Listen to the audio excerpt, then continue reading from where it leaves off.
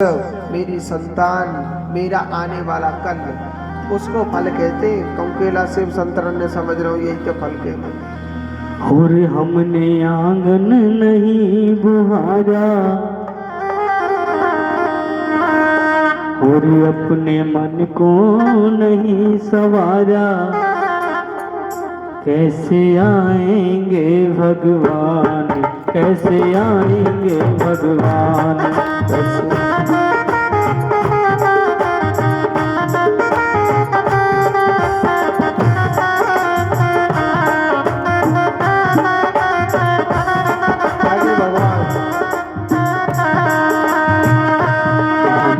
आंगन नहीं बुहारा, को नहीं सवारा, कैसे आएंगे भगवान, कैसे आएंगे भगवान।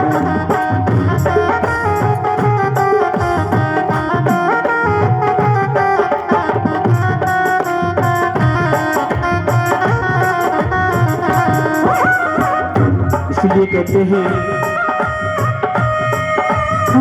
निर्मल मन जन सो पावा, निर्मल निर्मल मन जन सो पावा, निर्मल जन सो मोहि पावा। मोहे कल कपट नहीं भावा, छल छेद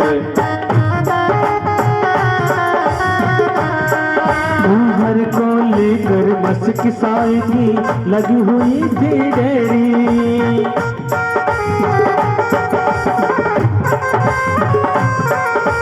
घर को लेकर मस्क साई की लगी हुई थी डेरी। नहीं ज्ञान की किरण कहीं पे, सबको डरी अंधेरी।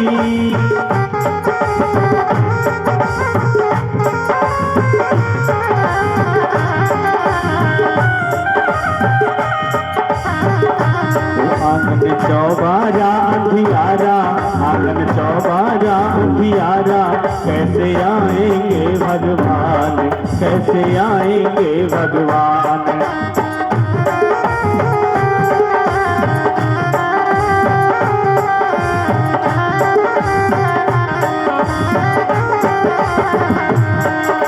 और कहते हैं कलयुग में भगवान को पाना कोई बड़ी बात नहीं प्यारे।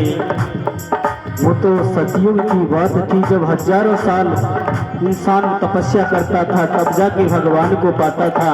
लेकिन कलयुग में भगवान को पाना कोई बड़ी बात नहीं है, क्योंकि बताया है तुलसीदास जी ने, कलयुग केवल नाम आधारा, कलयुग केवल नाम आधारा, कलयुग केवल नाम आधारा, कलयुग केवल नाम आधारा। तुम्हारी सुमरे नर उतरे ही पारा, सुमर नर उतरे ही पारा। तुमने आंगन नहीं बुहारा, तुमने आंगन नहीं बुहारा, सच्चे मन को नहीं संवारा, कैसे आएंगे भगवान, कैसे आएंगे भगवान, कैसे आएंगे भगवान, कैसे आएंगे भगवान, कैसे आएंगे भगवान, कैसे आएंगे भगवान। बोलिए गोविंद भगवान की। एक बार जोर से बोलो। कुर्सी पे धरे काएं तक मत त्राव, सभी जोर से बोलो। एक बार और बोलना पड़ेगा। तो आज देखो सुखदेव जी महाराज कहते हैं परीक्षित, आज वही छोटा सा बालक बियाबान जंगल में कहाँ चल दिया, भगवान को ढूंढने के लिए जा रहा है, जिसे कोई ज्ञान भी नहीं है। बियाबान जंगल में भगवान को ढूंढने के लिए छोटा सा बालक जाने लग रहा है। एक बात बोलूं, वेद कहता है आप कितना भी भजन कर लो, आप कितना भी दान कर लो, और आप कितनी भी पूजा पाठ कर लो, बगैर गुरु के न दान लगता है, न भजन लगता है, न पूजा पाठ लगती है। ये सत्य बात है। बगैर गुरु के न दान लगता है, न भजन लगता है, न पूजा पाठ लगती है।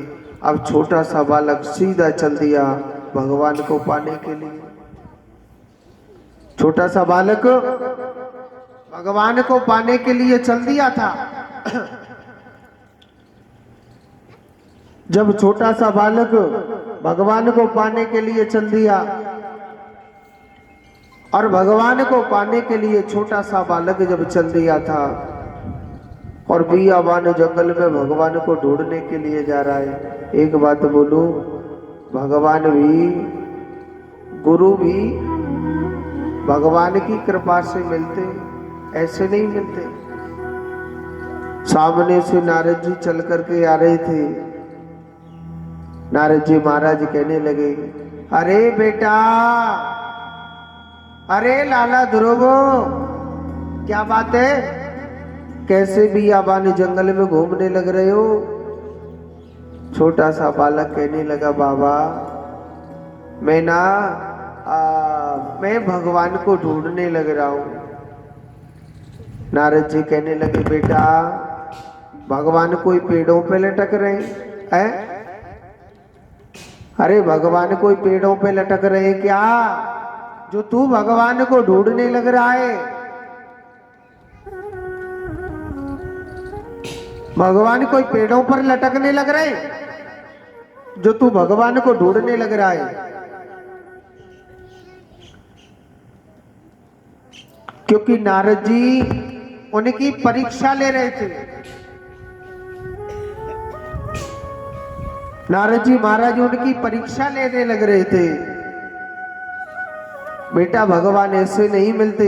देखो नारद जी ने सबसे पहले ध्रुव जी महाराज को डराया था। अरे बेटा ध्रुवो, तुझे पता है इस बियाबान जंगल में मोटे मोटे शेर घूमने लग रहे हैं, वो तुझे खा जाएंगे।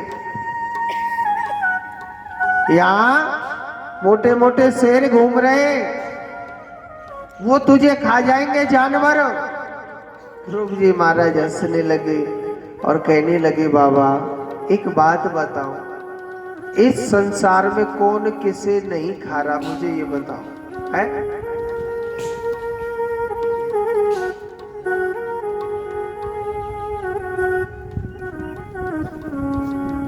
इस संसार में कौन किसे नहीं खा रहा है, मुझे ये बता दीजिए।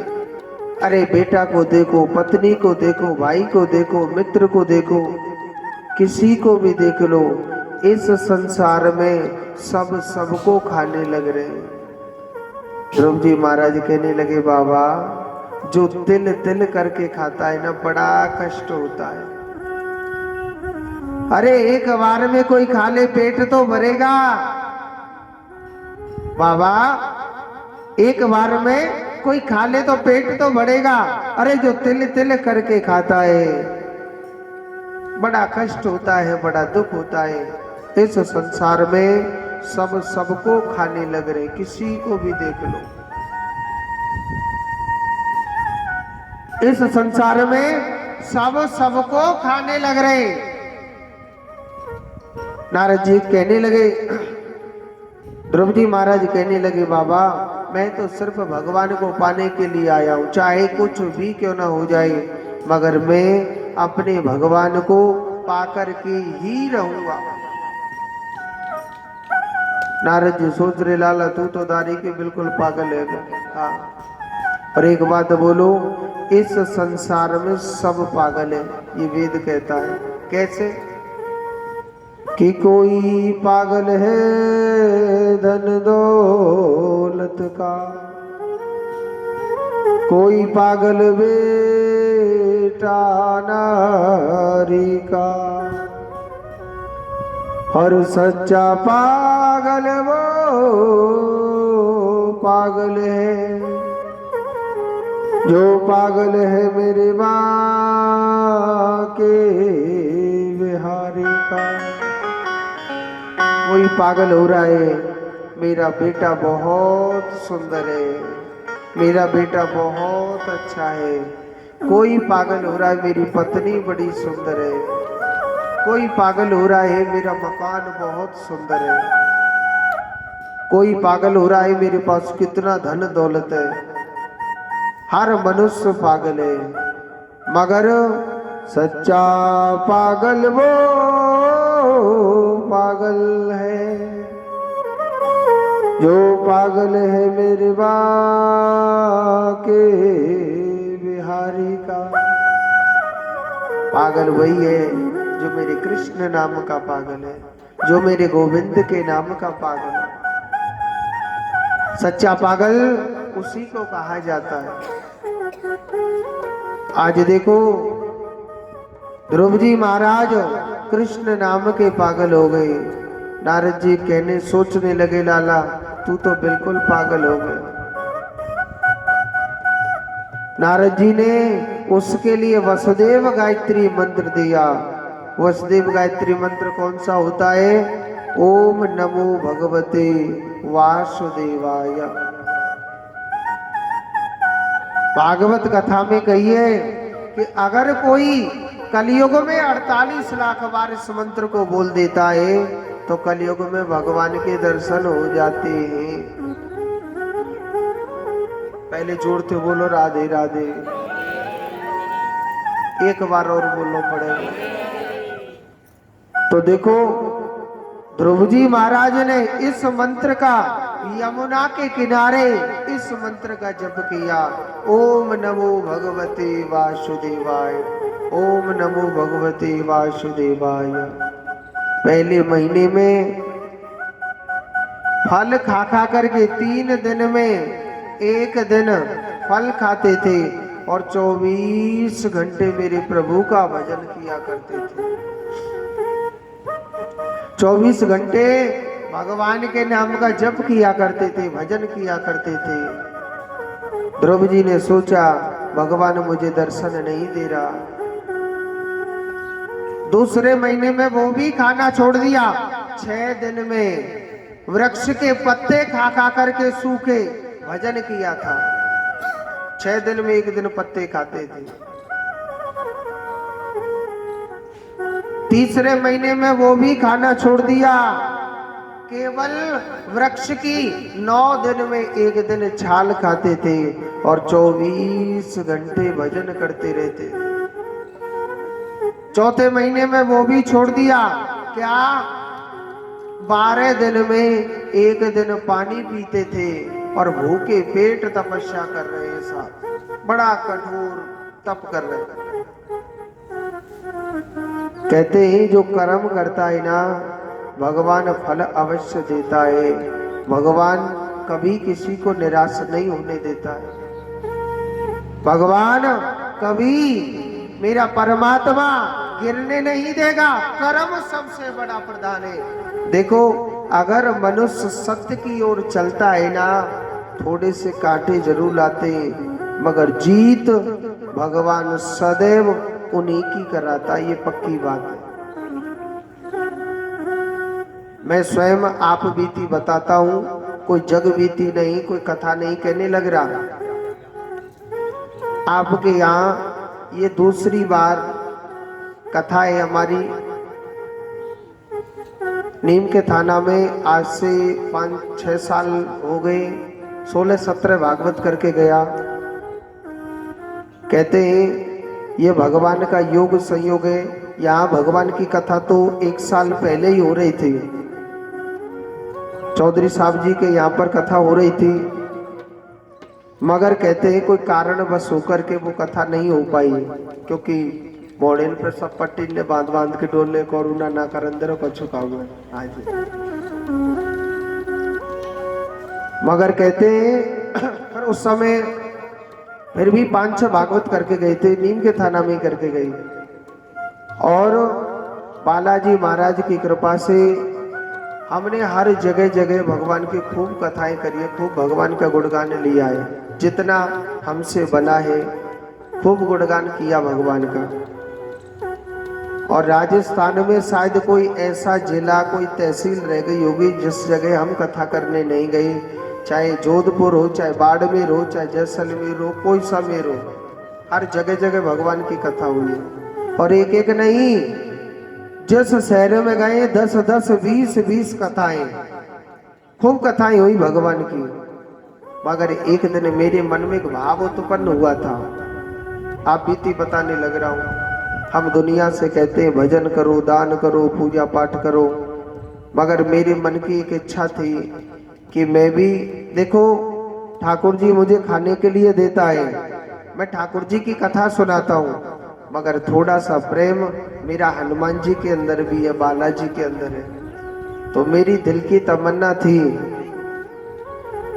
कि लोग कहते हैं मथुरा वृंदावन, मथुरा वृंदावन, वहां पर महंगाई बहुत है, 1000-2000 रुपए रुकने के भी लग जाते हैं, 1000-2000 रुपए खाने के भी लग जाते हैं। मतलब यात्रियों को हर सुख नहीं मिलता है, मगर वो तो जाएंगे वृंदावन घूमने के लिए, क्योंकि उन्हें ठाकुर जी से मतलब है, प्रेम है उनसे। मेरे मन की इच्छा थी कि भाई एक ऐसा, मेरे मन की तमन्ना थी कि ऐसा एक हनुमान जी का मंदिर बनाए हम, जिसमें खाने की, पीने की, रहने सहने की सब फ्री सेवा व्यवस्था हो। चाहे एक आदमी आए, चाहे 1000 आदमी आओ, चाहे 10,000 आदमी, सबको खाने पीने की फ्री सेवा व्यवस्था। अब मेरे मन की सोच थी, मगर सोच तो थी, हमारे जो भगवान की कथा से, जो कन्हैया से कुछ भक्त जुड़े हुए थे, उनसे हमने बात करी। मैंने कहा भैया मैं एक बालाजी का मंदिर बनाना चाहता हूँ, क्या आप मेरा साथ दोगे? हाय राम,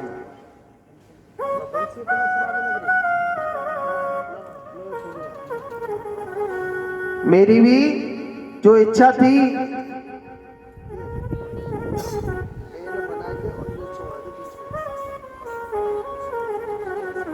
तो मेरी भी जब इच्छा थी तो मैंने कहा था लोगों से कि भैया मैं हनुमान जी का मंदिर बना रहा हूँ, क्या आप मेरा साथ दोगे? सब लोग कहने लगे महाराज चिंता क्यों कर रहे, आपके लिए 2 कमरे बनवा देंगे, कोई कह रहा 50 कमरे बनवा देंगे, कोई कह रहा 100 कमरे बनवा देंगे, क्योंकि ये मांस की जीव है ना, इसमें हड्डी नहीं है, जोर नहीं पड़ता है।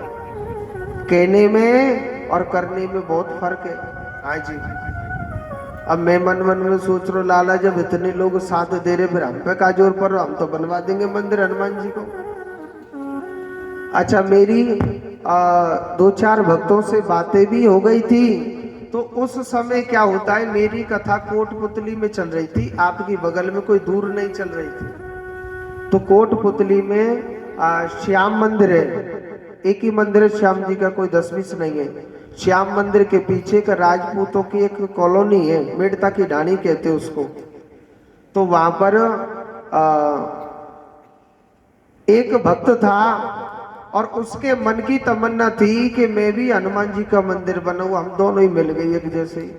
हाँ जी, तो उनकी बहुत हार्दिक इच्छा थी कि बालाजी का मंदिर बनाऊं, और ऐसा मंदिर बनाऊं, बालाजी का ऐसा मंदिर बनाऊं, कोई भी मनुष्य एक बार देखे उस मंदिर को सिर्फ देखता ही रह जाए, उसकी तमन्ना थी। और उसने ऐसा ही मंदिर बनाया, और बनाते बनाते ऐसा योग संयोग बैठा, जब मूर्ति पधराने का समय आ रहा था ना, उस बंदे की किसी चीज से मृत्यु हो गई थी। अब मृत्यु हो गई तो वहां पर बालाजी की मूर्ति नहीं पधराई गई थी। अब कथा करने हम पहुंच गए थे वहां पर। तो मैंने पूछा, मैंने भैया इतना सुंदर मंदिर बनाया है, ये बाहर से विदेशों से पत्थर, जोधपुर से पत्थर लगा था, तो मैं इतना सुंदर मंदिर बनाया तो इसमें मूर्ति क्यों नहीं पधराई? तो उन्होंने अपनी आप बीती बताई। अब वो बता रहा अपने पिता की बातें, या बातें समय में अपने ऊपर सोच रहा हूं। मैंने कि लाला मंदिर तो मेरे भी बनाने की इच्छा कहूँ, ऐसा ना हो बनाते बनाते मूर्ति पधराने का समय आए तो मैंने कि कहूँ मेरी राधे राधे ना है। मैं हाजी देखो, मैं तो अपने ऊपर सोच रहा था, मगर सोचा था कि मैं मंदिर तो बनेगा, मगर सबसे पहले हम तो दूल्हा को लेकर के आएंगे। किसको? बालाजी को लेकर के आएंगे। चाहे कोई रोडी डलाओ चाहे मत डलाओ, पत्थर डालो चाहे मत डालो, मगर सबसे पहले हम हनुमान जी को लाएंगे। क्यों कि जब बालाजी आ जाएंगे तो मूर्ति को तो कोई वापस लेगा नहीं। कोई दुकान वाला वापस ले लेगा क्या? कोई नहीं लेगा। आ गई तो कहीं ना कहीं तो पधरानी ही पड़ेगी वो, चाहे मंदिर बने चाहे नहीं बने। अब मेरी इच्छा थी तो बालाजी की मूर्ति हम लेकर के आए और बड़े भाव से बड़े प्रेम से बालाजी की मूर्ति लेकर के आई थी। और हनुमान जी महाराज को लेकर के आया। कुछ थोड़े बहुत पैसे बचे थे, मैंने ईंटें डलवा दी थी, ज्यादा नहीं, 2-4 हजार ईंटें। हाँ, और हनुमान जी महाराज को लाके खड़ा कर दिया। एक पीपल के पेड़ के नीचे खड़ा कर दिया था। मैं हनुमान जी महाराज, अब जो भी भक्त आएगा पहले मैं मंदिर बनवाऊंगा, फिर बाद में आपकी मूर्ति को पधरा दूंगा। अब मैंने लोगों से फोन करके बोला, मैंने कहा भैया हम बालाजी की मूर्ति लेकर के आए, अब हमारा साथ दो। अब हमारा साथ दो ना। हाय राम, साथ देने की बहुत बड़ी बात है। कोई फोन तक नहीं उठाता था, कोई फोन तक नहीं उठाता था। हनुमान जी की मूर्ति को खड़े खड़े एक पीपल के वृक्ष के नीचे 6 महीने पूरे होने को जा रहे थे। और शास्त्रों में कहा गया है पत्थर की मूर्ति कभी घर में 6 महीने से ज्यादा नहीं रखनी चाहिए। अगर रखोगे तो ऑटोमेटिक वह मूर्ति आपका विनाश करने लग जाएगी।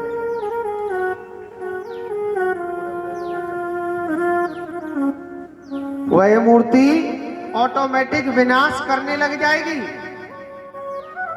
अगर 6 महीने से ज्यादा रखी तो हमारे गुरुजी का फोन आया कि गोपाल, मैंने कहा गुरुजी, वन के लाला तो बालाजी की मूर्ति तो ले आयो या पधरावे को कब में महाराज मंदिर बने को, जब तो पधरा में काम टांट में गले ऊपर अपनी पे। भाई मुझे नहीं पता, ये बालाजी की मूर्ति पधरानी चाहिए। अब मन में सोच रहे कि बालाजी महाराज बड़ी अच्छी आपकी लीला, बड़ी परीक्षा ले रहे हैं आप। हमारी जिम में तो कछु हतना है हमारे, जो हम भी मंदिर बना दे। और कोई साथ नहीं दे रहा था तो मैंने कहा ठीक है, हम तो किसी मिस्त्री से उधार सुधार एक छोटा सा चबूतरा बना लेते, वहीं पे हनुमान जी ने पधरा देंगे और बन गया हमारा मंदिर। बस कोई साथ ही नहीं दे रहा था। अब मिस्त्री से मैंने फोन पे ही बातें करी थी कि लाला आपको एक छोटा सा चबूतरा बनाना 2x2 का, उस पे हनुमान जी को पधरा देंगे। बारिश लगे या धूप लगे तो बारिश में बालाजी महाराज भीगते रहना, महाराज धूप लगे तो भीगते रहना। तो बालाजी महाराज से मन में सोचने लग रहे थे। तो एक चबूतरा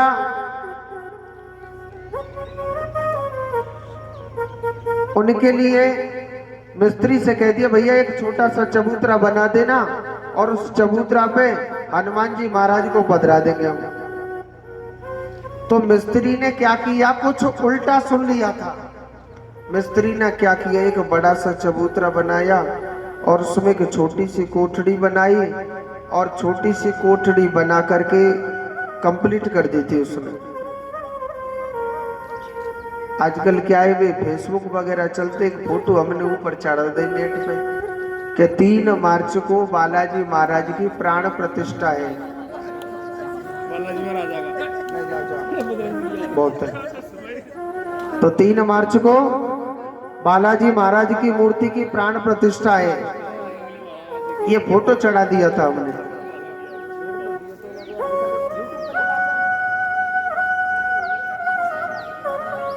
तो 3 मार्च को इच्छा पूर्ण बालाजी महाराज की मूर्ति की प्राण प्रतिष्ठा है, तो ये हमने बोल दिया था वहां पर। तो कुछ भक्तों ने मैसेज को पढ़ा था कि महाराज जी आप बालाजी महाराज की मूर्ति पधराने लग रहे। मैंने कहा हाँ जी। तो गुरु जी आप जब बालाजी की मूर्ति पधरा रहे तो फिर वहां भंडारा भी होगा। मन में सोच रहे भंडारो का चुना है, माँ तो खुद ही बनाएंगे दाल बाटी चूरमा और खुद ही खा लेंगे हम तो, यही भंडारो, क्योंकि रुपया ही ना है हमारे जेब में। तो वो माता जी कहने लगी महाराज जी ऐसे थोड़ी होता है, बालाजी का भंडारा करो में करें तो हतमैया हमारी जेब में तो कुछ उतना है। हाँ आपको खाना है तो आप आ जाना। नहीं नहीं महाराज ऐसा करो, 500 आदमी की भोजन की व्यवस्था दाल बाटी चूरमा की आप मेरी तरफ से कर दो। बहुत अच्छी बात है, हनुमान जी महाराज कृपा बरसा रहे। उस मैया की तरफ से 500 आदमी के लिए दाल बाटी चूरमा की व्यवस्था हमने करवा दी थी। भाई पैसा जब वो देने लग रही है हम बड़े खुश हो गए। अच्छा उस फोटो में लिख दिया इच्छा पूर्ण बालाजी महाराज का 3 मार्च को भंडारा भी है। तो एक भक्त का फोन आया, पर महाराज जी आप भंडारा कर रहे हो? मैं हाँ जी। मैं कितने लोगों का? मैं कि 400-500 आदमी का भंडारा है। महाराज जी ऐसे थोड़ी मूर्ति पधराई जाती है। मैं फिर कैसे पधराई जावे? मैं महाराज ने बढ़िया तरह से भंडारा करो। मैं भैया बढ़िया तरह से ही तो कर रहे हैं और कैसे करें? पर ऐसा करो 2000 आदमी का आप मेरी तरफ से भंडारा करो। देखो कहते हैं कि भगवान परीक्षा तो लेता है, जो हम सोचते हैं वो कभी हमारी पूरी नहीं होती है। वहां पर नाना करते करते जब बालाजी की मूर्ति पधराई तो 5000 आदमी का विशाल भंडारा हुआ था। और एक छोटी सी कोठरी ही बनाई थी और अच्छा भगवान का भंडारा हुआ। और सुनो दूसरे दिन ऐसी बारिश भई जितनी कोठड़ी फोटड़ी ठाड़ी सब डैश में से नीचे आज